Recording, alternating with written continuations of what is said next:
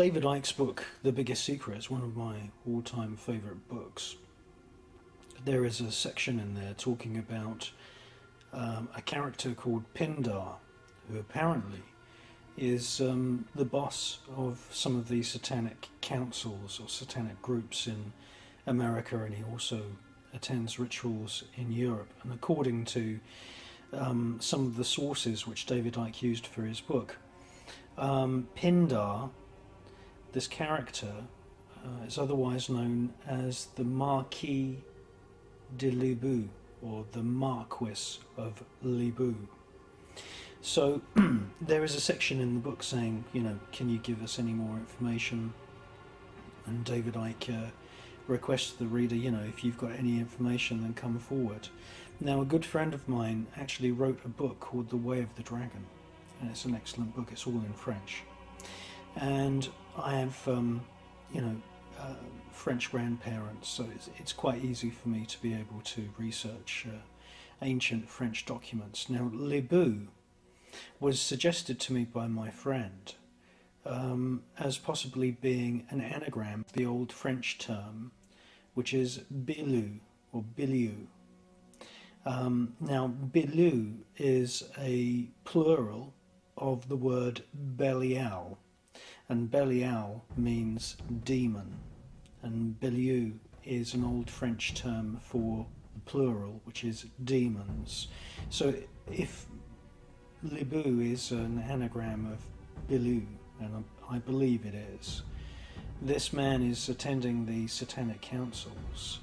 Apparently he arrives in a white Rolls Royce or some white limousine, and he calls himself the Marquis of Demons, or the Marquis of Demons. Now, that's absolutely fascinating, because many of the 72 spirits which we see described in the Howling, the Book of Howling, otherwise known as the Goetia, it's also known as the Book of Shadows.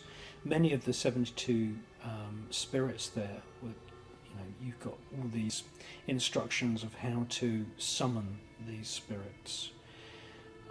Many of them are marquises, many of them are dukes, presidents, kings. I would say probably around a quarter of them have a rank of marquis or equivalent to a marquis.